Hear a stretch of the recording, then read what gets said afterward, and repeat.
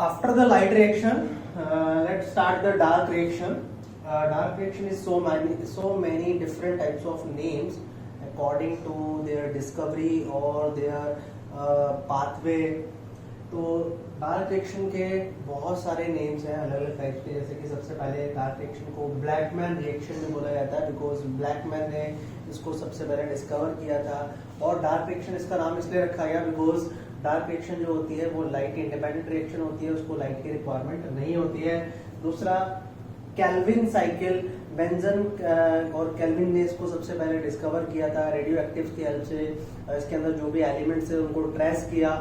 और इसका एक और नाम है, इसको पीसीआर साइकिल भी बोलते हैं, मतलब कि photosynthetic carbon reduction cycle, C3 cycle भी बोलते हैं, एंड बायोकेमिकल पाथवे भी बोलते हैं, थर्मोकेमिकल रिएक्शन भी बोलते हैं। There are so many names of this reaction. तो इस रिएक्शन के बारे में ये सबसे पहले अपन देखते हैं कि ये कहाँ पर होती है, मतलब कि क्लोरोप्लास्ट के अंदर डार्क रिएक्शन कहाँ पर होती है। तो क्लोरोप्लास्ट के अंदर जो डार्क रिएक्शन की साइट होती है वो है स्ट्रोमा ऑफ क्लोरोप्लास्ट। स्ट्रोमा जो होता है वो एक मैट्रिक्स पार्ट होता है, प्रोटीनियस पार्ट होता है, जिसके अंदर बहुत सारे एंजाइम्स प्रेजेंट होते हैं, प्रोडक्ट्स प्रेजेंट होते हैं जो कि डार्क रिएक्शन को परफॉर्म करते हैं। नेक्स्ट, डार्क रिएक्शन के अंदर कौन कौन से रॉ मटेरियल यूज होते हैं। तो रॉ मटेरियल की अगर अपन बात करें तो जैसे मैंने आपको पहले भी बताया था कि लाइट रिएक्शन के अंदर जो प्रोडक्ट्स फॉर्म होते हैं वो डार्क रिएक्शन में as a raw material utilise होते हैं, बट कुछ यहाँ पर एक्स्ट्रा रॉ मटेरियल भी यूटिलाइज होते हैं। जैसे अगर हम बात करें कार्बन डाइऑक्साइड, कार्बन डाइऑक्साइड जो होता है वो प्लांट को एनवायरमेंट से मिलता है, एटीपी, NADPH2 एंड कुछ एंजाइम जो कि यहाँ पर सबसे इंपॉर्टेंट रोल प्ले करते हैं। और विदाउट दिस एंजाइम ये जो रिएक्शंस होती है ये पॉसिबल नहीं है। तो इस एंजाइम का नाम होता है रोबेस्को एंजाइम। रोबेस्को की फुल फॉर्म होती है राइबोलोज बिसफॉस्फेट कार्बोक्सिलेज ऑक्सीजनेज, ठीक है। और ये जो एंजाइम होता है ये बहुत इंपॉर्टेंट रोल प्ले करता है, और ये एंजाइम जो होता है हाई टेम्परेचर पे डिग्रेड होने के इसके चांसेस होते हैं। तो इसलिए इस जो रिएक्शन होती है ये थर्मोकेमिकल रिएक्शन इसको बोला जाता है, बिकॉज मतलब ये टेम्परेचर डिपेंडेंट रिएक्शन है एक तरीके से अगर बोला जाए तो, कि ये हाई टेम्परेचर पर ये एंजाइम डिग्रेड हो जाता है जिसकी वजह से ये रिएक्शन परफॉर्म नहीं हो पाती है कभी भी। तो नेक्स्ट, इसके अंदर जो प्रोडक्ट बनता है वो है ग्लूकोज, ठीक है। और अब अपन बात करने जा रहे हैं स्टेप्स ऑफ डार्क रिएक्शन के बारे में। जैसे लाइट रिएक्शन के अंदर अपन ने डिफरेंट टाइप के स्टेप्स देखे थे, ऐसे ही डार्क रिएक्शन के अंदर भी कुछ स्टेप्स होते हैं। तो पहला स्टेप जो डार्क रिएक्शन के अंदर आता है वो होता है कार्बोक्सिलेशन। कार्बोक्सिलेशन का मतलब होता है कार्बन डाइऑक्साइड को जोड़ना, कार्बन डाइऑक्साइड को असाइमिलेट करना, असाइमिलेशन ऑफ कार्बन डाइऑक्साइड भी अपन इसको बोल सकते हैं। और सेकंड इसके अंदर होता है रिडक्शन। रिडक्शन का मतलब होता है रिड्यूस होना, मतलब कोई भी सब्सटेंसेस को जब अपन रिड्यूस करते हैं तो उसको रिडक्शन बोल देते हैं। यहाँ पर जो फर्स्ट स्टेबल कंपाउंड बनता है तो उस फर्स्ट स्टेबल कंपाउंड का रिडक्शन होता है।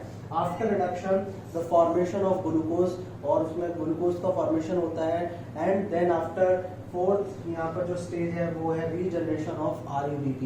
RUBP यहाँ पर एक 6 कार्बन का कंपाउंड या प्रोडक्ट स्ट्रोमा के अंदर प्रेजेंट होता है जो कि कार्बन डाइऑक्साइड को असाइमिलेट करता है, जो कार्बन डाइऑक्साइड का कार्बोक्सिलेशन करता है। कार्बोक्सिलेशन प्रोसेस इसके अंदर परफॉर्म होता है।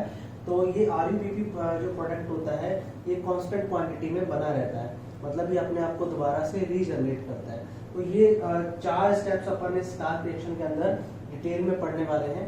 तो नेक्स्ट अपन इसको देखते हैं साइकिल की प्रोसेस में, क्योंकि कैल्विन जो साइकिल है, कैल्विन ने इसको एक साइकिल प्रोसेस के अंदर, एक साइकिल के अंदर इसको रिप्रेजेंट किया था। तो अपन इसको एक cycle, let's start with the dark reaction. अभी तक अपने डार्क रिएक्शन के स्टेप्स देख लिए हैं। मैंने आपको जैसे बताया था कि डार्क रिएक्शन के अंदर 4 स्टेप्स प्रेजेंट होते हैं। पहला स्टेप्स होता है कार्बोक्सिलेशन, सेकंड स्टेप्स होता है reduction of first stable compound, जो पहला स्टेबल यहाँ पे कंपाउंड बनता है उसका रिडक्शन होता है। और तीसरे नंबर पे आता है formation of glucose, and last है रीजनरेशन ऑफ RUBP। तो इन सारी डिटेल, इन चारों स्टेप्स को अपन थोड़ा डिटेल में यहाँ पर स्टडी करेंगे। तो पहली चीज जो मैं आपको बताने वाला हूँ कि जो डार्क रिएक्शन है इसको कैल्विन साइकिल भी बोलते हैं, बिकॉज कैल्विन ने इसको एक साइकिल की फॉर्म में रिप्रेजेंट किया था। और ये जो कैल्विन साइकिल होती है ये एक बायोकेमिकल पाथवे है बायोकेमिकल मीन्स इसके अंदर बहुत सारे एंजाइम्स यूटिलाइज होते हैं, बहुत सारे केमिकल रिएक्शंस होती है जिसके थ्रू लास्ट प्रोडक्ट ग्लूकोज का फॉर्मेशन होता है। और ये रिएक्शन जो होती है ये स्ट्रोमा पार्ट के अंदर होता है। स्ट्रोमा मतलब जो लिक्विड पार्ट, जो प्रोटीनस पार्ट होता है क्लोरोप्लास्ट का, वहां पर ये रिएक्शंस होती है। अब रिएक्शन के अंदर सबसे इंपॉर्टेंट चीज जो मैं आपको बताने जा रहा हूँ वो पहला, यहाँ रिएक्शंस के अंदर मतलब इस स्ट्रोमा पार्ट के अंदर एक कंपाउंड प्रेजेंट होता है, 5 कार्बन कलरलेस कंपाउंड प्रेजेंट होता है जिसको अपन बोलते हैं RUBP। RUBP की फुल फॉर्म होती है राइबोलोज बाइफॉस्फेट। राइबोलोज बाइफॉस्फेट जो होता है वो 5 कार्बन कंपाउंड यहाँ पे प्रेजेंट होता है जो कि कार्बन डाइऑक्साइड का यूटिलाइज करता है। मतलब कार्बन डाइऑक्साइड के साथ में ये अटैच होता है, कार्बन डाइऑक्साइड को अटैच करता है और उसका असाइलेशन करता है। तो देखिए यहाँ पर इस RUBP के मैंने यहाँ पर 6 मॉलिक्यूल्स लिए हैं। तो अगर इसके 6 मॉलिक्यूल्स हो गए तो यहाँ पर टोटल कार्बन्स जो होंगे वो होंगे 30 कार्बन्स। तो 30 कार्बन्स जो होते हैं, यहाँ पर एक एंजाइम होता है जो वो एंजाइम RUBP और कार्बन डाइऑक्साइड को असाइमिलेट करने में हेल्प करता है। मतलब उसी एंजाइम की हेल्प से ही कार्बन डाइऑक्साइड का कार्बोक्सिलेशन होता है। ठीक है, तो यहाँ पर वैसे यहाँ पर जनरली 2 एंजाइम्स होते हैं, एक रुबिस्को एंजाइम, यहाँ पर जो एंजाइम है उसका नाम है रुबिस्को राइबोलोज 1,5 बाइफॉस्फेट कार्बोक्सिलेज ऑक्सीजनेज इसका नाम है। और एक और एंजाइम यहाँ पे प्रेजेंट होता है जिसका नाम होता है carboxylation dismutase enzyme. Carboxylation dismutase enzyme यहाँ पे प्रेजेंट होता है जिसकी हेल्प से यहाँ पर कार्बोक्सिलेशन होता है। अब कार्बोक्सिलेशन में क्या होता है कि RUBP और कार्बन डाइऑक्साइड दोनों ही अटैच हो जाते हैं, दोनों ही असाइमिलेट होते हैं। असाइमिलेट होने के बाद में एक फर्स्ट स्टेबल कंपाउंड का फॉर्मेशन करते हैं और पहला स्टेबल कंपाउंड जो यहाँ पे बनता है वो बनता है 3PGA, मतलब 3 फॉस्फोग्लिसरेट। 3 फॉस्फोग्लिसरेट का यहाँ पे फॉर्मेशन होता है। यहाँ पर 3 क्यों लिखा है? बिकॉज यहाँ पर ये जो कंपाउंड होता है ये 3 कार्बन कंपाउंड होता है, मतलब इसके अंदर 3 कार्बन प्रेजेंट होते हैं और टोटल मॉलिक्यूल्स इसके जो बनते हैं वो है 12 मॉलिक्यूल्स यहाँ पे बनते हैं। तो टोटल नंबर ऑफ जो कार्बन यहाँ पर होते हैं वो होते हैं 36 नंबर ऑफ कार्बन। यहाँ पर टोटल कार्बन यहाँ पर 36 हो गए। अब आपके दिमाग में एक चीज आ रही होगी कि सर यहाँ पर तो 30 कार्बन थे पर यहाँ पर 36 कैसे हो गए? तो यहाँ पर 6 कार्बन जो है वो कार्बन डाइऑक्साइड वाले जो कार्बन है वो यहाँ पर अटैच हो गए, तो यहाँ पर टोटल नंबर ऑफ कार्बन जो हो गए वो 36 हो गए। तो यहाँ पर जो पहला स्टेबल कंपाउंड बनता है वो बनता है 3 फॉस्फोग्लिसरेट और इसी फर्स्ट कंपाउंड की वजह से इस रिएक्शन को C3 रिएक्शन भी बोला जाता है। बिकॉज इसके अंदर जो फर्स्ट कार्बन बनता है, फर्स्ट स्टेबल कंपाउंड जो बनता है वो 3 कार्बन होता है, तो इसी वजह से इसको C3 साइकिल भी बोलते हैं। नेक्स्ट इस 3PGA का यहाँ पर रिडक्शन होता है। सेकेंड स्टेप पर हम पढ़ने वाले हैं रिडक्शन। तो रिडक्शन में आपको बता दूं कि रिडक्शन के अंदर हाइड्रोजन और इलेक्ट्रॉन ऐड होते हैं और रिमूवल ऑफ ऑक्सीजन होता है, मतलब ऑक्सीजन रिमूव होता है और हाइड्रोजन और इलेक्ट्रॉन यहाँ पर ऐड होते हैं। तो इसके रिडक्शन के लिए सबसे पहले यहाँ पर इसका फॉस्फोराइलेशन होता है, फिर इसका रिडक्शन होता है। तो फॉस्फोराइलेशन के लिए यहाँ पर 12 ATP यूज होते हैं और 12 NADPH रिडक्शन के लिए यूटिलाइज होते हैं। तो यहाँ पर जो ये 12 ATP जो होते हैं ये ADP में कन्वर्ट हो जाते हैं, मतलब इसके अंदर जो 12 फॉस्फेट होते हैं वो इसका फॉस्फोराइलेशन करते हैं। इस प्रोडक्ट का फॉस्फोराइलेशन होता है और इसका यहाँ पर रिडक्शन होता है। तो यहाँ पर 12 NADP इनका रिडक्शन करते हैं और 12 NADP यहाँ पर 12 H जो होता है वो 12 NADP में कन्वर्ट हो जाता है। तो जैसे ही इस प्रोडक्ट का रिडक्शन होता है तो इससे एक नया प्रोडक्ट बनता है, उस प्रोडक्ट का नाम होता है 3PGAL। 3PGAL की फुल फॉर्म होती है 3 फॉस्फोग्लिसरेट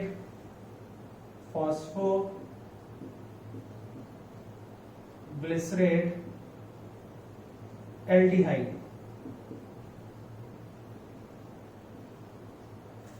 3 फॉस्फोग्लिसरेट एल्डिहाइड का यहाँ पे फॉर्मेशन होता है। इसको अपन ट्रायोस शुगर भी बोलते हैं। ट्रायोस शुगर यहाँ पर प्रेजेंट होती है। वो इसी ट्रायोस शुगर के ये 3 मॉलिक्यूल्स का कंपाउंड होता है, मतलब 3 कार्बन कंपाउंड होता है और इसके टोटल 12 मॉलिक्यूल्स यहाँ पे बनते हैं। तो यहाँ पर जो टोटल नंबर ऑफ कार्बन है वो हो गए 36 नंबर ऑफ कार्बन।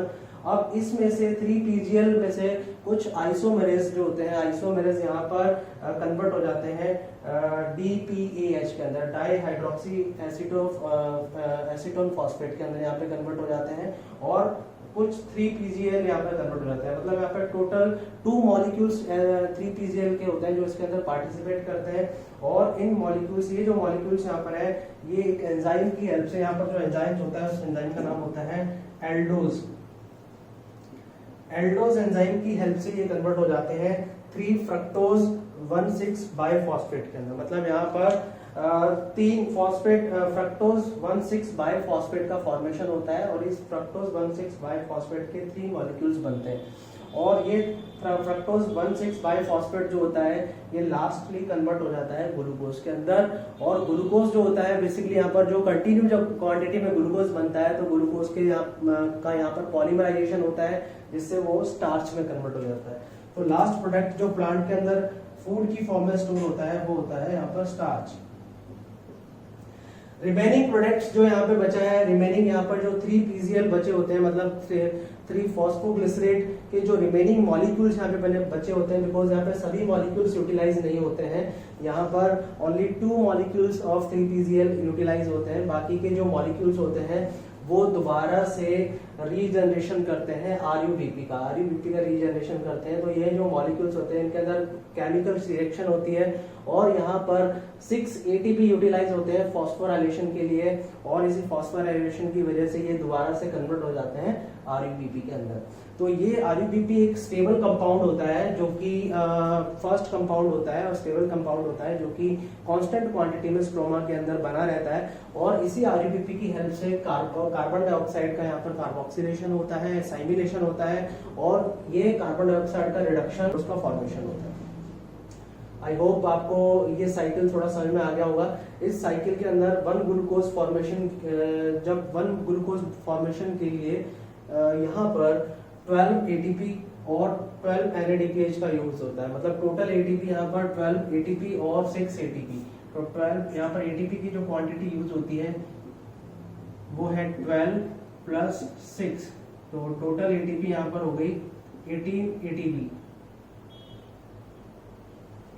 यहाँ पर यूज होगा। और NADPH जो यहाँ पर यूज होता है, NADPH जो यहाँ पर यूज होता है, वो टोटल नंबर ऑफ NADPH होता है 12 NADPH यहाँ पर यूटिलाइज होते हैं। तो 1 ग्लूकोज फॉर्मेशन के लिए 18 ATP और 12 NADPH का यहाँ पर यूटिलाइजेशन होता है।